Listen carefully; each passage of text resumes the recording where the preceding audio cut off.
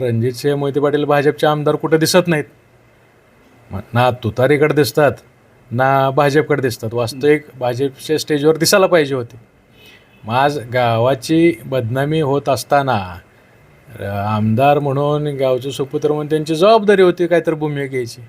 ते का मुग गिळून बसलेत. ज्या पद्धतीने विजय चौकामध्ये भाषणं झाली आता परवाच, एक अकलूज एवढं बेकार आहे का? म्हणजे दहशत असणं किंवा अकलूजची जी बदनामी होते ही योग्य आहे का? पटते का? म्हणजे अकलूजकरांना किंवा तुम्हाला? हे बघा, अकलूजमध्ये विकास जो होता, अकलूज जुना अकलूज जे होतं ते सोन्यासारखं होतं. युती होणं अपेक्षित होतं सुरुवातीलाच, मात्र झालेलं नाही. स्वतंत्र पॅनल आहे. आता अकलूज नगर परिषदेची ही पहिली निवडणूक आणि या पहिल्या निवडणुकीमध्ये अजितदादा पवार गटाचं घड्याळ चिन्ह घेऊन आमचे सर्व उमेदवार या रिंगणामध्ये उतरलेले आहेत. अकलूजच्या लोकांचं मन यावेळेस परिवर्तनाचं आहे आणि अकलूजची जनता ही पूर्वीपासूनच विकासात्मक दृष्टिकोनातून मतदान करणारी जनता आहे. गेल्या 5-10 वर्षामध्ये जर आपण अकलूज गावाचा विचार केला तर अतिशय वाईट परिस्थिती सध्या अकलूजच्या प्रत्येक प्रभागामध्ये आहे. रस्ते, गटर, शौचालय, स्वच्छ पिण्याचं पाणी हे मूलभूत प्रश्नच आज नागरिकांना भेडसावताना आपल्याला प्रत्येक प्रभागामध्ये पाहायला मिळतं. आज आपण पाहतोय की जे दुसरे 2 विरोधी पॅनल आहेत, एकेकाळी हे दोन्ही पॅनल सत्तेचा लाभ एकत्र मिळून घेत होते. या माळशिरस तालुक्यामध्ये कमळाचे भाजपचे 2 आमदार सत्तेमध्ये होते, ते म्हणजे रामभाऊ सातपुते आणि रणजितसिंह मोहिते पाटील.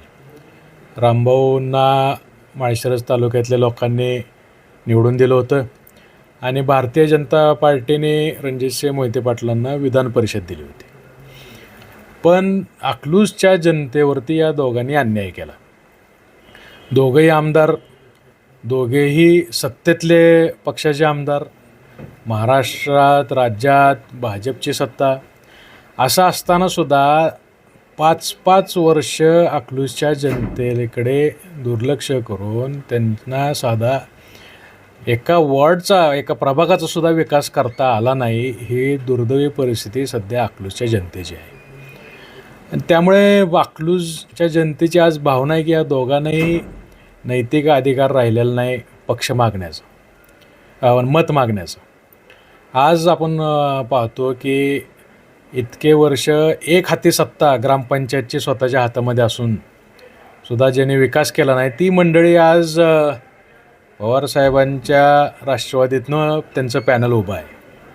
माझा या दोघांना प्रश्न आहे की एक हाती तुमच्या हातात ग्रामपंचायतची सत्ता होती, तुमच्या घरातले नेहमीच सत्तेच्या पक्षात आपण राहिलेलं असतानासुद्धा, सत्तेतले मोठी मोठी पदं घरात असतानासुद्धा अजूनसुद्धा अकलूजच्या प्रत्येक प्रभागामध्ये जे मूलभूत प्रश्न आहेत, शौचालय, पाण्याचा प्रश्न आहे, गटरही स्वच्छ नाहीत, रस्ते नीट नाहीत, ह्या अन्याय अकलूजच्या जनतेवरती आपण का केला?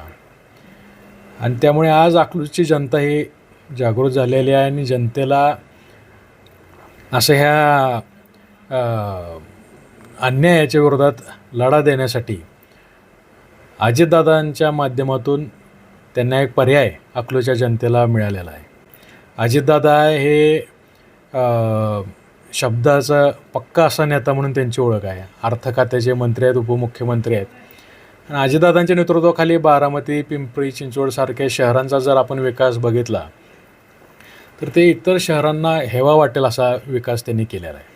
अजितदादाने आम्हाला शब्द दिला सर्व कार्यकर्त्यांना की आपला राष्ट्रवादीच्या चिन्हावरती आपण यश मिळवाल आणि ते मिळाल्यानंतर अकलूजच्या जनतेच्या विकासासाठी लागेल तेवढा निधी तर दादा देणारच आहेत. याशिवाय त्या निधीचा योग्य वापरसुद्धा केला जातो का नाही याचंसुद्धा लक्ष दादा स्वतः बारकाईने देणार.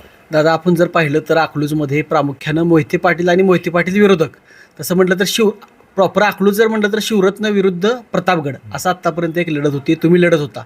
मात्र आता भारतीय जनता पार्टीनं स्वतंत्र पॅनल उभा केला, म्हणजे दोघात तिसरा आहे. मग या तिसऱ्यामध्ये फायदा कोणाचा होईल? कारण का सत्तेमध्ये असणारे आता रामभाऊ सातपुते माझे आमदार आहेत, प्रचंड ताकद लावलेली आहे, प्रेस्टिजचा विषय केलेला आहे, पालकमंत्री त्यांच्या पाठीमागं आहे, तिकडं उपमुख्यमंत्री आहेत तुमच्या पाठीमागं. मग यामध्ये लोक कुणाला स्वीकारतील? नाही, नक्कीच आम्हाला स्वीकारतील. त्याचं कारण असं आहे की अकलूजच्या विकासासाठी रामभाऊ जेव्हा आमदार होते त्यावेळेस पूर्णपणे दुर्लक्ष किंवा पाठ फिरवले अकलूजकडे.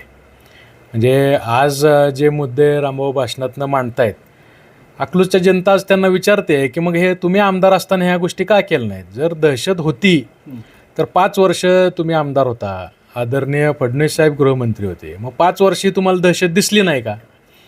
मग तुम्ही आमदार असताना हे दुसरे मोहिते पाटील तुम्हाला सहकार्य करत असताना, मग जर ही खरंच वस्तुस्थिती असेल, दहशत असेल, तर ह्या दहशतीला खतपाणी किंवा ह्या दहशतीच्या जीवावर सत्ता मिळवण्याचा आनंद तुम्ही सुद्धा लुटला आहे.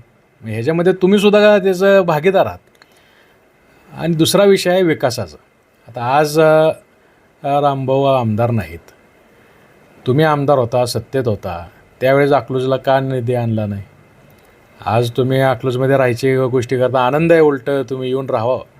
पण तुम्ही सत्तेत असताना अकलूजकडे दुर्लक्ष केलं, ह्याचं पाप आणि ह्याची ही चूक त्यांनी मान्य करायला पाहिजे. बाकी काय. खरं तर लोकसभेला तुम्ही मदत केली, त्यांना विधानसभेला मदत केली, हेवेदावे विसरून म्हणजे त्यावेळेस मदत केली.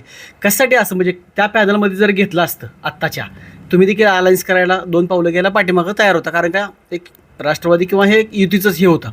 तर का घेतलं नाही?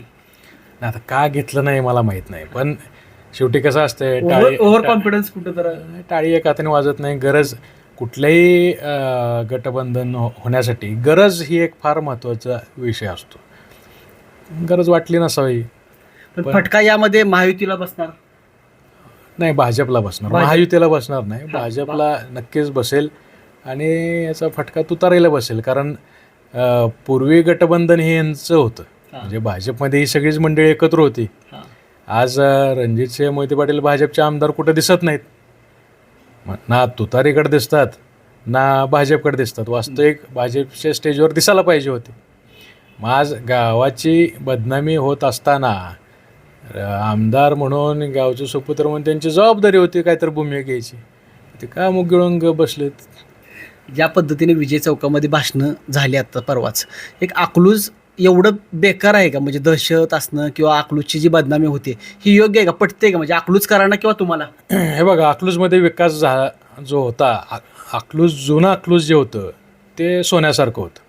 पण जेव्हा अकलूज वाढत गेलं, लोकसंख्या वाढत गेली, जे प्लॅनिंग नंतर व्हायला पाहिजे होतं ते दुर्दैवाने प्लॅनिंग झालं नाही. आणि त्याचे दुष्परिणाम आज सध्या अकलूजची जनता भोगते आहे. पाणी मिळत नाही स्वच्छ, त्यामुळे लोकांना किडनीचा त्रास व्हायला लागले, किडनी स्टोन व्हायला लागले. रस्ते नीट नाहीत, गटरी नाहीत, त्यामुळं डुकरं बिकरं इकडं तिकडं वाढली. मग ह्याला प्लॅनिंग जे पाहिजे होतं आणि प्लॅनिंगचं एक्झिक्युशन जे पाहिजे होतं, नुसतंच म्हणायचं आम्ही एवढं कोटी फंड आणला आणि तेवढा कोटी फंड आणला, मग 5 वर्ष लागतात का नुसतं फंड आणायला? मग एक्झिक्युशन का झालं नाही? ह्या गोष्टी, ह्या अकलूजच्या जनतेचं जे हाल अपेष्ट चालू आहेत त्याला सत्ताधारी कारणीभूत आहेत. आणि सत्तेमध्ये ही दोघं पण होते. आम्ही आता आदित्यदादांच्या मार्गदर्शनाखाली या ठिकाणी पॅनल उभं केलं आहे. आता घड्याळ परत एकदा आम्ही अकलूजच्या जनतेच्या आग्रस्तव परत एकदा माळशिरस तालुक्यामध्ये आणलेला आहे. आणि अकलूजची जनता घड्याळाला नक्कीच साथ देईल. धन्यवाद. मुंबई तकसाठी नितीन शिंदे, अकलूज.